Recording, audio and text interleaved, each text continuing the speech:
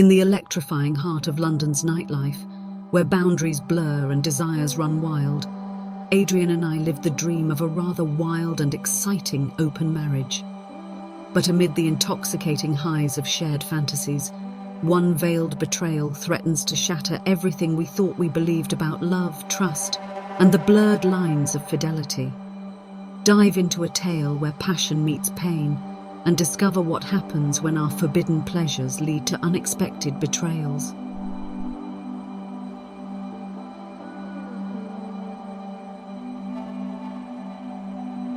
Chapter 3: Unexpected Chemistry, the best climax ever.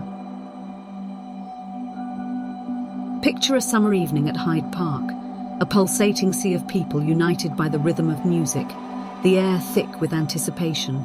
The stage ahead, illuminated under the darkening skies, bore the face of a legend.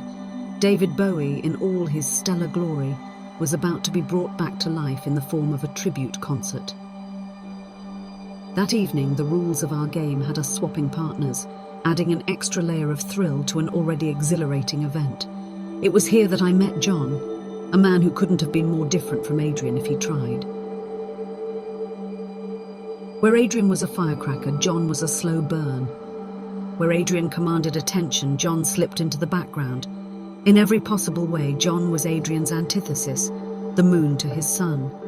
In a crowd, you'd likely pass him by without a second glance. Yet there was something in his soft-spoken manner and quiet intensity that drew me in.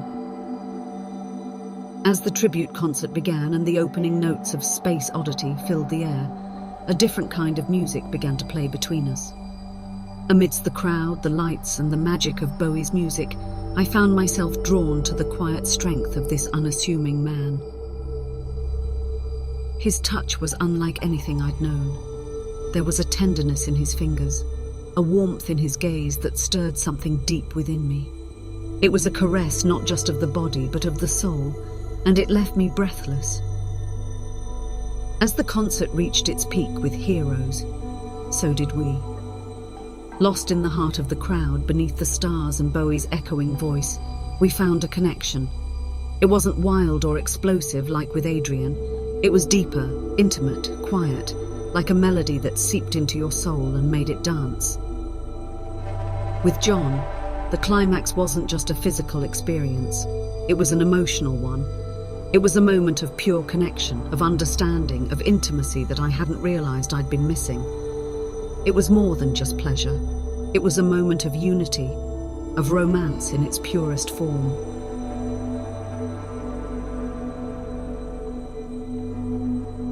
In the shadow of Bowie's tribute, under the starlit skies of London, I found a connection I hadn't known I craved. It was a feeling of completion, of contentment, of satisfaction that went beyond the physical. For the first time in what felt like forever, I felt seen, understood, loved. The experience shook me to my core, challenging everything I thought I knew about myself, my desires, my needs. It left me with a yearning for more, for that sweet intimacy, for that beautiful connection that I'd found in the most unlikely of places. As the night ended and we rejoined our respective partners, the echoes of that connection lingered. A part of me wanted to dismiss it as a one-off occurrence, a product of the night's electric atmosphere, but a deeper part, a part that had been stirred awake, knew better. Something had shifted that night.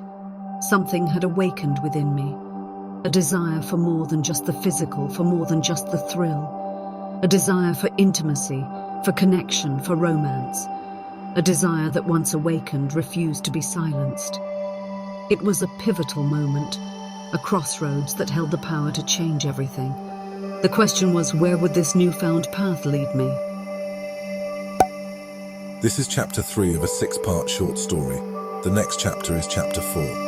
If you like this chapter and would like to hear the other 5 chapters or more stories of love, betrayal, cheating and candid confessions like this one, please make sure you subscribe to the Romance Diaries on YouTube.